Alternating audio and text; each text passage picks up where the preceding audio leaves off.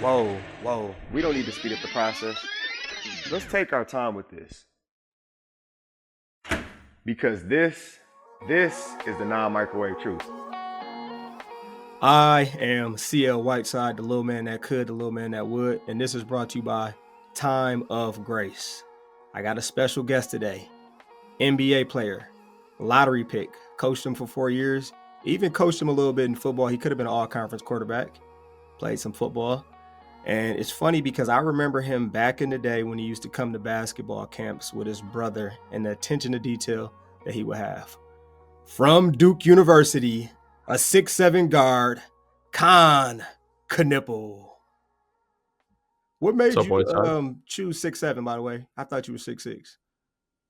I am 6'6" in shoes. I made that clear when I was at Duke, and I think they measured me in Air Forces the day we took heights and shoes, and so gave me an extra inch. Yep. Now, most people will call him a dog if you've ever seen him on the court, but he's actually a wolf. Do you remember where that came from, you being a wolf? Because I remember you put me on this. I don't remember this. The Jerry West. Everybody calls Well, himself a dog, but the real ones, the real wolves eat the dogs and have them for lunch and dinner. That was something you taught me a couple years back. Is that why you started using that? I didn't know that. Yep. I So sent you now that. with Cage, we got a little thing before the game where I'll give him like a wolf pack thing, remind him to get in mode. Little NC State. Yep. Most definitely. You don't have any crazy memories of when you first met me, do you? No, just your shorts are way too long. I think you've gone away from that a little bit, though. Yeah, I like to show the Recently. legs off a little bit. Yeah. I'm usually trying to tan and make you've it been all putting more work. time in the weight room on the legs. Yeah, so how many podcasts have you been on now? I mean, there's like a family friend one that I go on sometimes, and then I did Bill Simmons. I saw that. I'm not sure. I've probably no more than 3 or 4. But you got like Can't remember commercials now. and stuff, right? I'm gonna look at the list real quick. Chipotle, Yep. you didn't put any sour cream on your bowl, all right? No, I'm not sour cream guy. Bad Gear, Yep. part of the Jordan family. Yep. Dollar Shave Club, Did that one, yeah. which I'm disappointed you didn't include me in as your only bald uncle. And then you got a video with Charlie Barons, right? Yeah, got 2 videos. So what's been the most fun or cool thing about these opportunities that you've been given now? Or the fame kind of, I would say. I try not. I don't really think about it that way. Try to think about it just like, they're a cool opportunity to do. I did the one with my parents. Mm-hmm. The Dollar Shave Club was with my parents, so trying to share it with them. It was supposed to be with my brothers, but WIA had some rules against that, and that would have messed with their eligibility. Yeah, didn't want to take any chances. Which is a little ridiculous, but so just trying to incorporate family in those things as much as I can. The Charlie Barons thing, same thing. He came to my house for one of the videos, and so my family, my mom, my dad, my brothers got to meet him too. He's a really cool guy. So I was glad I got to do that. But just trying to incorporate all of us into something, into these experiences. And then some people might not be familiar exactly. Mom and dad, beast at basketball, 4 other brothers, so a family of 5. I'm jealous of Sherry. I don't know how she did it. Could be a whole starting 5. We're going to have 4 of them in high school next year. Definitely see you as that family guy. Now, when people find out that I coach you, do you know what's the number one thing they ask me?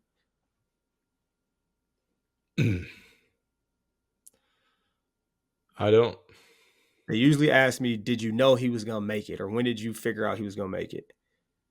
And I always tell them, like, all right, I could kind of guess when you're like a freshman or sophomore, at the very least, you can go stand in the corner and shoot threes. But of course, your game elevated and kept getting better over the years. So it was like, oh, he can do a lot more than that. And then the second question people usually ask me is, what is he like? Is he a good guy or what? And a lot of times I want to mess with him and say, no, he was a jerk. He used to be in my office all the time. But I think you maybe got 1 detention your whole entire high school career.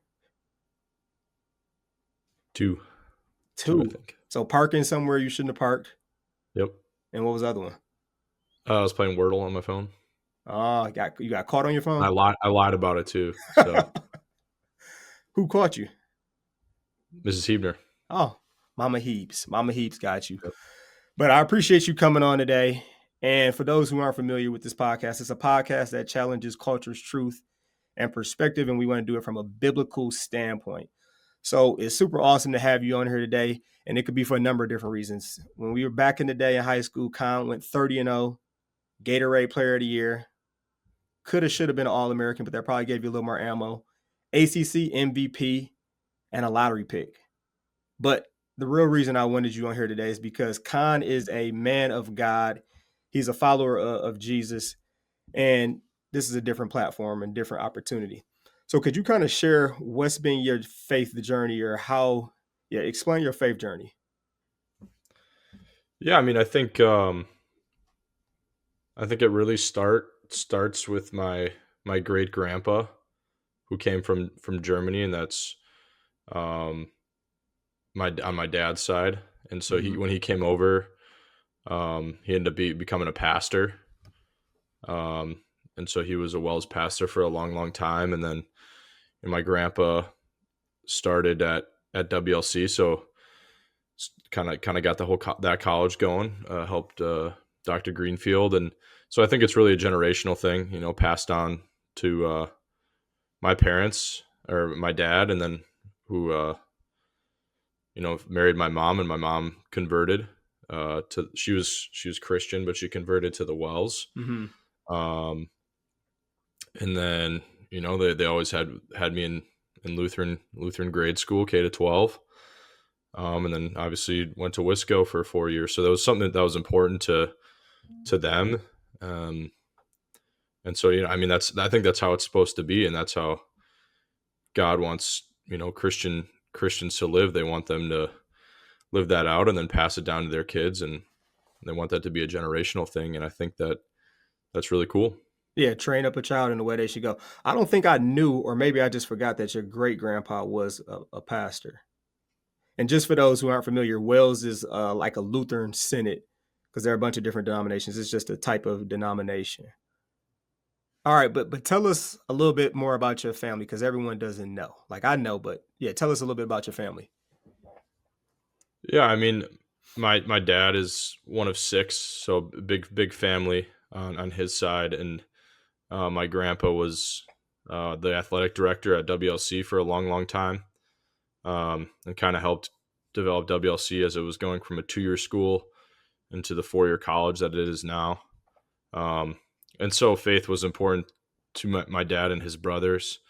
And they played in the 3-on-3 like us Macker stuff, and they're actually in like the Lutheran Sports Hall of Fame, which is pretty cool. And so that just carried down to my family, and I'm one of 5 brothers, and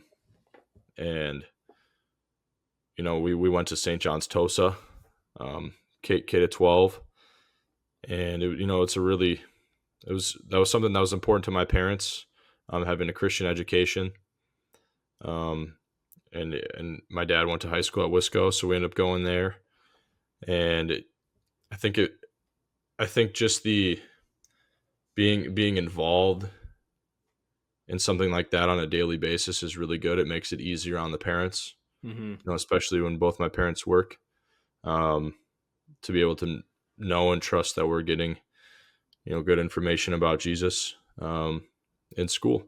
Did your parents have to make you go to church, or was there an age where you like, I want to go to church? I think it was just kind of develops like a habit. Like, this is just what we do. Yep. And something that you just brought up, or got me thinking a little bit, is like, people probably know that you went to a private high school, but a lot of times private high schools don't necessarily mean like, okay, they're actually talking about Jesus every single day. How do you think that influenced you? And also share a little bit about the time you kind of led. Can we call it a sermon? Do you remember what it was about? Or Not quite sure. I don't know, a long time ago, 2 years, two and a half years ago Only now. 2 years ago. You only 20 years old. So Khan, we have chapel every day at school, and Khan led a chapel and presented the message. I would say it's a little sermon. So maybe one day when he gets done with this, he might be in the pulpit making some stuff happen. We'll see. I remember being really, really nervous about that. So I wouldn't. I don't think I would want to do that on a weekly basis. You get used to it though. Yeah, I'm sure. I'm sure you'd get used to it, but leave that to somebody that actually went to college. For those who don't know, WLC stands for Wisconsin Lutheran College. And when we're talking about Wisco is Wisconsin Lutheran High School. Down the street from each other. One's a high school, one's a college, though. So, you being the oldest of 5, talk a little bit about the dynamic of your family dynamic with the brothers and having 5 boys in the house. I love how y'all setup is too with like the con drive. Complex. The complex, yes. That's what it is. Yeah, I mean, I think it's probably typical. We had a full court mini hoop set up in our playroom, I guess. So just real physical games of basketball played on the mini hoops. Just a lot of competitive juices flowing in board games, video games, whatever it was. A little bit of when we were younger, a lot of like fighting and wrestling and that type of stuff going on. And so probably not a lot of fun sometimes for my mom, but I think for the most part we're pretty well behaved. And I think it's evolved a little bit. Like I always kind of felt like I was older. I was in high school for 3 years by myself before any of them got there. Mm-hmm. So that final year I really enjoyed, like bringing Cage to school and stuff and spending more time with him on the team. I think that was really good that I got that experience, and I'm really jealous that they are all getting the high school experience together. I think that's really cool. But it is super nice to go home and just like enjoy family time, like you're hanging with the fellas. Yep. It's we're all older now, and so it's just always a really good hang when I go home, and they're pretty cool to be around now. Not so annoying anymore. And I know your mom is a competitor too. Did she ever feel left out? Because when I think about it, you easily can do 3-on-3 when you throw Yeah. your dad in there and the 5 brothers. Did she ever feel left out? Because I know she's a competitor and can get a bucket too. I mean, I don't think she ever felt left out. She definitely used to play when we were younger. Okay. And then like once Cash in like 6th grade got like too strong for her, then she was out. But yeah, we still, like when I go back, we still play. My dad will play. And like maybe one of Kidman's friends will jump in with us, or Z. So it's pretty fun. Competitive games. Now, your dad is named Kon and you are named Kon. For most people get this wrong. They think you're Kon Knueppel the second, but it's really Kon 2, literally 2 Knueppel. How did you get the name Kon? Or how did your dad get the name Kon, I should say? Yeah. My grandparents lived in Montana for a long time. They lived in Fort Peck on an Indian reservation. And that's where he taught at high school and coached a bunch of sports. And so one of the towns, I don't know if it was nearby or maybe it wasn't, or just in Montana, was called Conrad. And so my dad was the 4th kid of 6. So they were all K names at that point, and it was Conrad with a C. And so they liked it with the K, but then just shortened it to Con. And that's how they came up with it, I guess. And my dad named me that as well. For those that don't know, all of Kon's brothers have a name that starts with K. You plan on keeping that tradition one day? I would like to. Okay. We'll see how that pans out. I think it's kind of cool, but at this point, we're gonna have to reaching at some straws for names. So one of the things we do in this podcast is called a first world problem. That's usually how we start this off. And in honor of Khan being number 7, I'm gonna ask him 7 different questions. All right, number 1 is this: your favorite person in the Bible that is not Jesus. You can give a Mount Rushmore, or you can just give one. Favorite person in the Bible, not Jesus.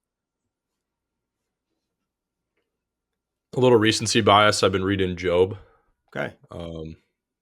but I think he's probably my favorite. I just think it's so countercultural to have a bunch of bad things happen to you. It's like catastrophic things happen to you. Yeah. And still remain so strong in your faith. I think it's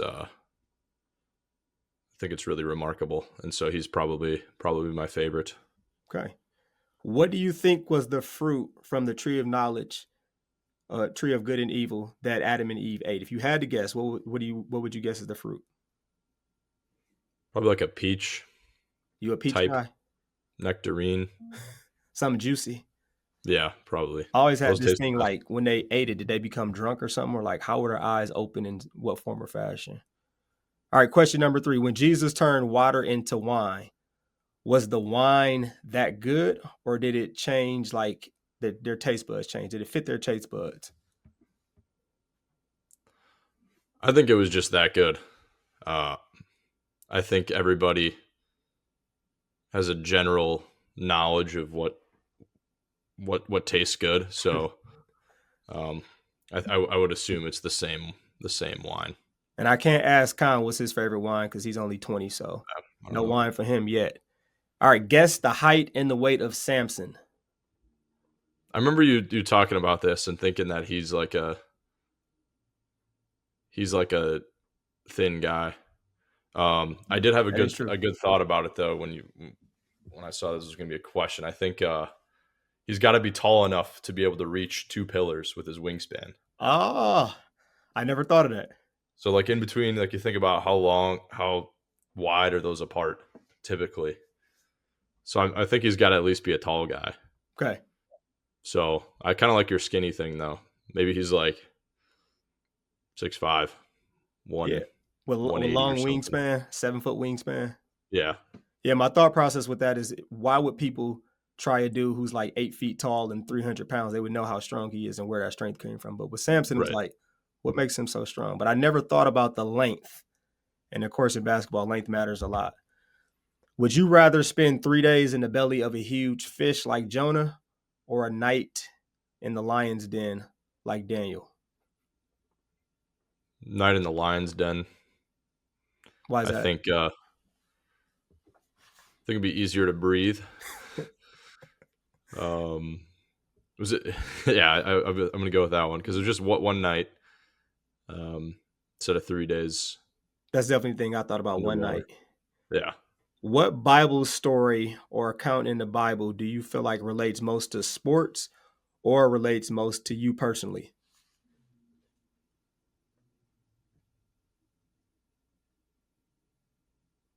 I don't know if it relates to me personally as much, but just like really resonates with me.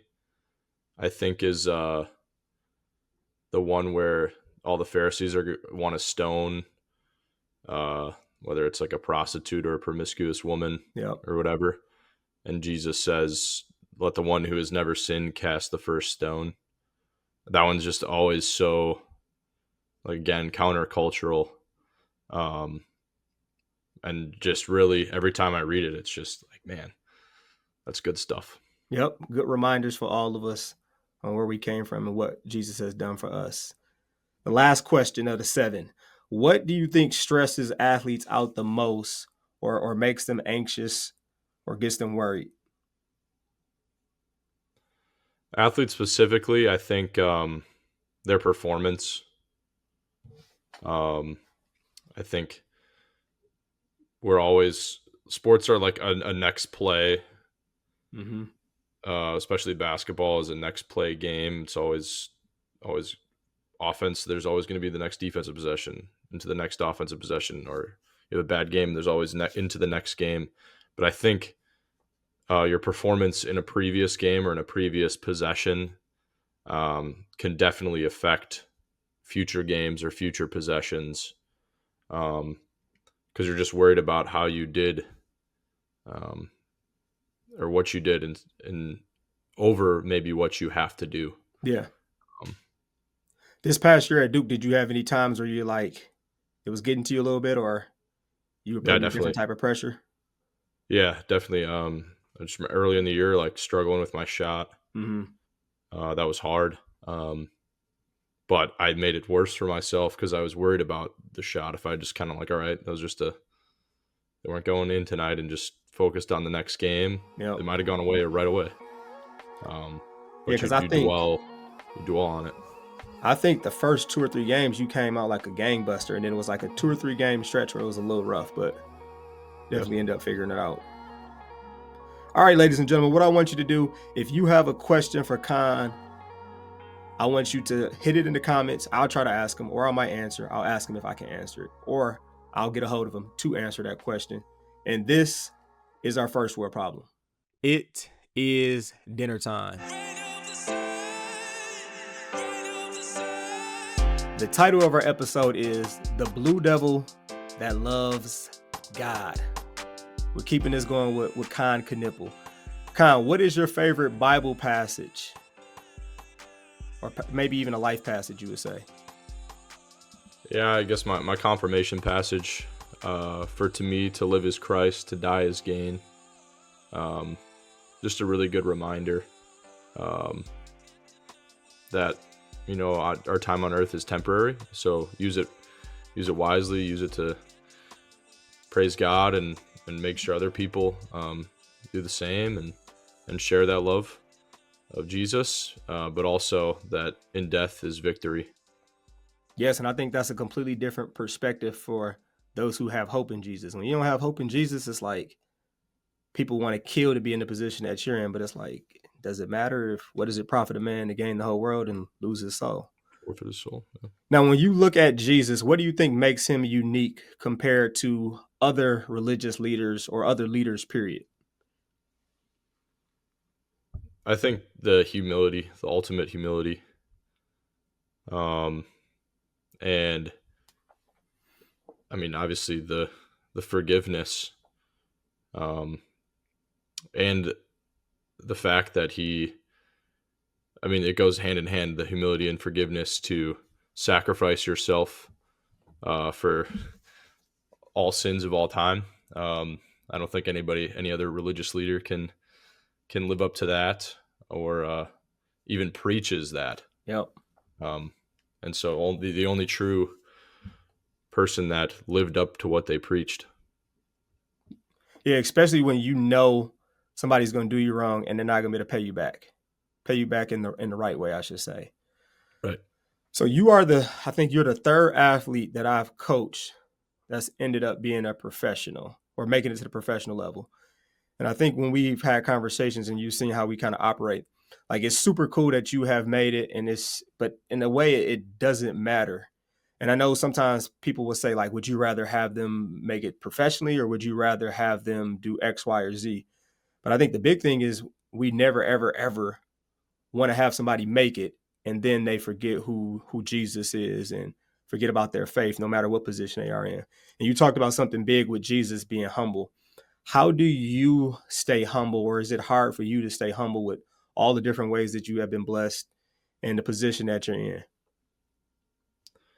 Yeah, I think of my grandma, who always told me that her one wish for me is to remain a humble guy, and not get too big for my britches. That's what she says. And so I think of that all the time, but also I'm just a normal dude. I love basketball. I work really hard at it and trying to get to be the best I can be, but still like other stuff too. Like I like being with my family. I like relaxing, watching sports, building Legos and all that stuff. And I just trying to be the same guy I've always been. And that's what I enjoy. I'm not big on enjoying the lifestyle and all that stuff. I'm just trying to be who I am and continue to do that. Yeah, have you picked up any new hobbies? Like I know sometimes people might get into cars, they might get into watches or shoes to another level. Have you picked up anything like that since being in the NBA? Well, I guess Jordan by default. They send me a bunch of stuff. But I don't know anything about the shoes, so um, I just look at them and I think, oh, those are cool. Yeah. Um, and then I go and wear my dirty Air Forces or whatever. But you know, I definitely, the Lego thing is new. It's kind of been something I've been working on, spending too much money on. Um, and now it's football season, so if if basketball didn't exist, that's definitely my favorite sport. Yeah. It might still be my favorite sport to watch. So you got fantasy football going. I was just about to say you Um, any fantasy leagues. yeah, I'm in too many. I don't want to talk about it. Okay. But yeah, so that's always going to continue, and so I got a bunch of things. We got a lot of free time in the NBA, especially on the road. So just trying to fill that in, exploring the cities we're gonna be in on a nightly basis. Yeah. Yeah, it's been fun. So what's your free time and your schedule usually switching, or you got games one day, you got this the next day? How do you plan to stay close to Jesus? How do you plan to stay like grounded in the word? Yeah, so I think one of the cool things the NBA does is that like an hour before tip, there's chapel before every game. So obviously the lifestyle of an NBA player, um, you're not home to go to church on Sunday, which it's tough. It's tough not to be part of like a home congregation, but being able to have that chapel opportunity before every game is awesome because there's 82 games. So that's really cool. And also, I started a thing with some familiar people to you as Logan and Riley and Josh, a little group chat. We're doing a read the Bible in a year. You on the Bible app with that? Yeah, on the Bible app. Got you. So just picked out one of the plans on there, and from every couple of days we'll send some of our thoughts from the reading. Yeah, that's so super cool. that's been helpful. I think people try to start that stuff every year. Like I just started it in the middle of September. People try to do that on their own, and I think it's a lot easier to have somebody else doing it with you. Yep, somebody to hold you accountable. But also just to share thoughts about stuff, so you're not just like go reading something and kind of just going in one ear and out the other, making sure you're really retaining stuff. Yeah, I think that is a beautiful thing about doing with other people too, because they might have a different perspective, or God might be using them to speak to you in a different way. So yeah, that's definitely beautiful. I'm gonna definitely have to check up on you. I just talked to Logan the other day, but see how you going with how that's going with you. How is that going for you, and if you picked up any enlightening things from it for sure. Now I don't know if you realize this. We had a draft party at the school when you got drafted, and it was super funny because alumni were there and they were like, man, I want Kon to go to this team. I want him to go to that team. Some people were talking about your personnel or your style of play would fit better with this team. Another person was like, I don't want him to go to this team because it's a bunch of wild dudes and he might be in the club and stuff. And I'm like, that's not Kon. Like I remember him at dances. He's not going to be trying to go to the club and worried about that. What do you think is the biggest worldly and cultural truth that professional athletes or even people that you've seen would get that high status like at Duke that they struggle with, or all of a sudden they want to buy into and you're like, this is probably fool's gold? Women. That would, sure. I think about if I was in your position, that would be something I probably struggle with the most. Absolutely. Yeah. So how do you steer clear or plan on being like, okay, let me move? I mean, it helps to have a girlfriend. Nice young lady at that. I'll say that. Yeah, she's pretty cool. Yep. She's all right. we could say that. So that helps, but also, I mean, that stuff is not not helpful in the long term. You know, you see the dangers of hookup culture, and it's just not good. It might be fun at the time, but it never ends up well. You know, you see a bunch of people with illegitimate children um, Yeah. outside of marriage or whatever, and it's just never a fun time. And there also just like there happens to be a problem with um, the women in general Yep. that people are getting with, and it's they're trying to trap people. They're trying to get pregnant so they can get money for child support. Um, and so it's really dangerous too. It's a dangerous game to play. Um, in a worldly view, not only in like a godly Yeah. view. Just it's something that's smart to avoid. When you were at Duke or anything, did you have somebody like throwing panties or thongs at you or anything crazy or wild like that? Oh, no. So the most you had is people asking for your autograph, waiting for you outside of practice and stuff. Yeah, that was probably the extent of it. I played with Cooper Flagg, so he took a lot of the attention away from a lot of us, and that was nice. I enjoyed that. And it is interesting that you brought that up. Like people see you, and it's almost like, what can I get out of you, or what can I get from you? Yeah, and like they always know too. Like that's the thing they tell us at all these NBA meetings. Like even if they say they don't like or like ask what your name is, like they know who you are. Yep.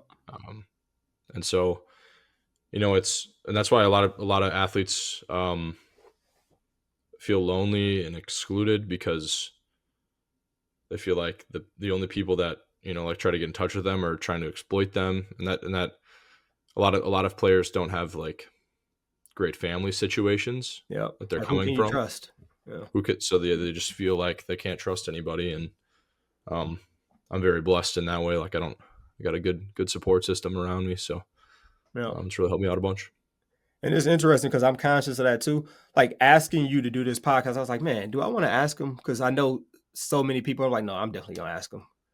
That's my boy, so I'll ask him. But yeah, just being aware of that too, and wanting things to be authentic and real and genuine in that way. Yeah, your support system should definitely. I mean, they're gonna make sure you're good for sure, for sure. Yeah.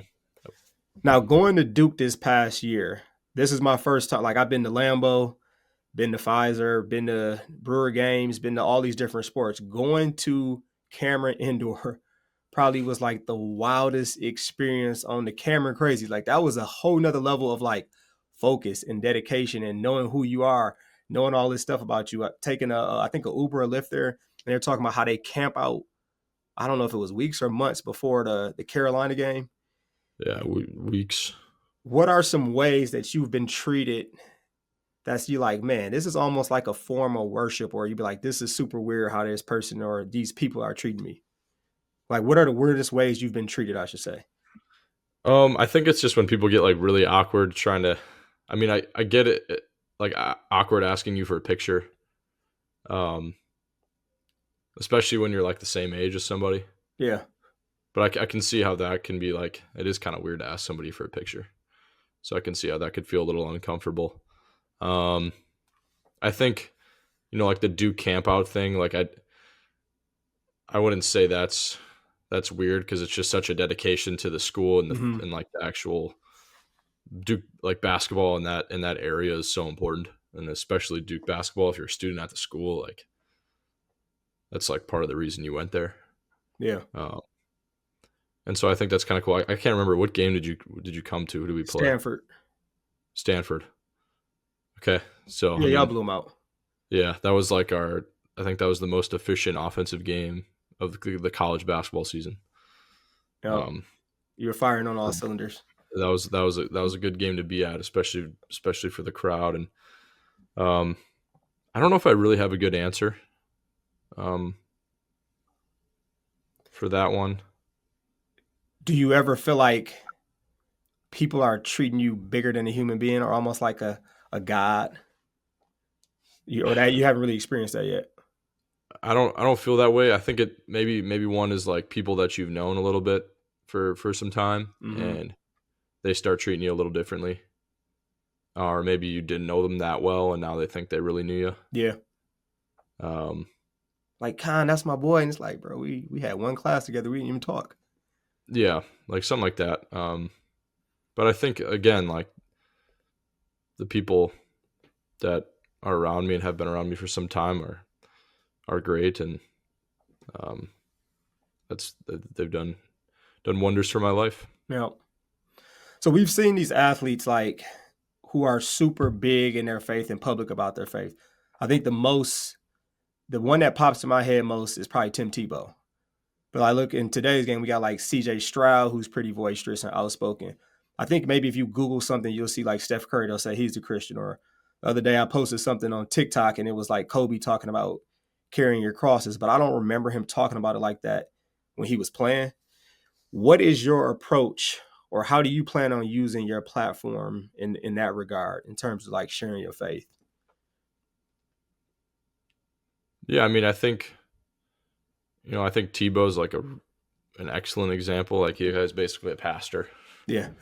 Especially now what he's doing, like on kind of like the political front, and confronting like child sex trafficking.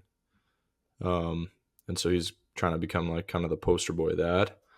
But yeah, I think Tebow's like the main example. Like he's awesome. But I think it'd be similar to Stroud, like, in all of his interviews and post game stuff. Just making sure that it's known that who you're grateful to, and why you have the ability to play. I think another good one is Brock Purdy. Yep. I relate to him, and I think he had a really good one on a podcast, like just talking about that his faith in Jesus just leaves him at peace, and it allows him to go out and play freely and with full confidence, because at the end of the day, like his play on the field doesn't reflect who he is as a person or what his eternal state will be. So I think those guys who just share it on a regular basis and it feels natural. Yeah. I think that's something I'll do. Do a lot of your teammates, does faith come up? Or I know at Duke it probably came up a little more. Has it come up yet in the NBA? Yeah, at Duke it came up a bunch just in the locker room. You just in the locker room you talk about whatever. So it came up a bunch of times. Here we've actually been practicing over at Queen's University in Charlotte. Okay. So we haven't had an opportunity to have a locker room together. So that's where a lot of the discussion comes. So I look forward to that. We're actually moving over there tomorrow. And so hopefully that's some of you that have stuff to let me comes know how up that goes. as I'm sure it will over a 7-month season. I know that's a lot of time. Those really do become your family members and like your brothers for sure. So I know at Duke you got super, super close with them. I hope the same thing happens with the Charlotte Hornets, who hopefully will make the biggest improvement this season for sure. So you've been in an environment, especially like grade school, high school, where it's easy to talk about your faith. Have you ever been in a situation, or do you foresee something where it might be hard to talk about your faith or talk about certain issues? Yeah, I mean, I think it's definitely not cool.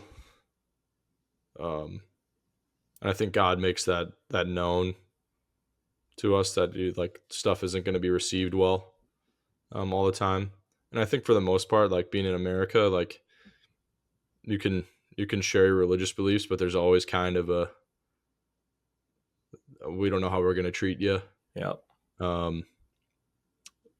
Thing that goes on. I think teammates that I've had are always really, generous and receptive of that stuff. And it's really more of the outside voices and maybe influences that maybe lead people to not share that. But the actual like immediate teammates, like I feel like there's always respect in that area, and maybe they believe something totally different. Being around Muslim teammates or whatever like that too. Yeah. Like there's just a general respect for each other's religion. And I think that's good. I think that's where it needs to be. I think that's probably most important. So it's probably easier to do it when you actually spend time and you in the locker room together versus Right. When you're you around look on somebody. social media, it's like you can't have a Right. conversation about anything. No. And I think typically the Christian faith tends to be, really conservative compared to, Mm-hmm. other beliefs that are happening in the world, because the beliefs of the world are ever changing. And so the beliefs in the Bible would be deemed conservative. And I think sometimes that's frowned upon. Preach, preacher. Too true. Too true. All right, I'm not going to keep you too long. I want to wrap this up. 7 questions, more rapid fire style. Again, in honor of you being number 7. He's going to be a little thought provoking now. All right, 4 players that have helped create the game that you love. 4 players that have helped you get your love for the game. I think 3 are Magic, Bird, and Jordan. I think in our house, we raised those 3 guys were the best guys. I don't know if that still holds up for me, but that's just how we were raised, and that's kind of who you fell in love with, just the demeanor and the willingness to win. And then I think the 4th guy, I think maybe just watching Giannis and his joy of playing basketball. Okay, I think I And would have got 3 of those right. I would not have guessed you to pick Magic, though. yeah, Okay. good. All right, actual Bible, or do you prefer the Bible app? I've been doing the Bible app, just with travel. I mean, I guess I could throw my physical Bible in there. But I there is something about flipping pages that Yep. is better sometimes. But just for simplicity, sometimes it's nice to open up an app and Yep. It's there. read. No excuses. No excuses. All right, start one, bench one, cut one. All right, TikTok, Instagram, Snapchat. Cut TikTok. I don't have it. Bench Instagram. Start Snapchat. I like the group chats, and it's basically like iMessage for me now. Yeah. It's a good way to keep in touch with your buddies. 100 NBA players of your choosing or a gorilla. I've seen some like people that know animals talk about it, and I think 100 NBA players will win for sure. Just like the gorilla is probably gonna rip a couple guys in half right away, but they're gonna get tired. The gorilla is gonna get tired really fast. Would you be one of those 100 NBA players that you choose? I mean, of my choosing, no. And if I had to be, then I'd be one of the last guys, I guess. Okay. All right, performance you would like to repeat. Larry Bird against the Hawks when he had like the Hawks bench laughing and like, oh my gosh, I can't believe this. Or Klay Thompson 37 in a quarter. Like when you say repeat, like if you could go back, like if we could just do it again and you take their place and you do it now, which one would you pick? Probably the Bird one, because Klay didn't get to play the 4th quarter. But it would be. I don't think I knew that. Yeah, he didn't play the 4th quarter. But it would be electric, just like not miss any shots for 12 minutes. Yes. But the Bird like fall away into the trainer's lap, like when he called it, is ridiculous. Yep. All right, with your family and friends, would you rather text, call, or FaceTime? Text, call, or FaceTime. I would say FaceTime, but when my family group chat, when we FaceTime, there's like the filters. Yep. And so like the whole time my brothers will like just be playing with the filters. It gets really distracting. It's pretty funny, but Tell me it's not Cash. oh, Cash is like, he thinks it's hilarious. I could see him doing that. I don't know. The family group chat is pretty good. Okay. I like it. Now, people might not know this, but you are one of the people I go to get movie reviews or tell me what's a good movie. What's the best movie that you've seen? Ever? Yep. Shawshank Redemption. Okay. My dad, before he watched it for the first time, my dad was like, "Now this movie is widely considered the greatest movie of all time." And that's like that. I mean, that's my dad saying that. That's like, okay, this movie, it's got to be awesome to live up to that. And after we watched it, I was like, "Yep, checks out." If you ever need some movie reviews, a good movie, Kon is the person to go to and ask. All right, won't keep you out of here. We'll wrap this up. Thanks for joining us on this episode of The Blue Devil That Loves God. Thank you for your time, Mr. Kon Knueppel. Peace, punch, Captain Crunch, to no to drugs and yes to Jesus. I am out.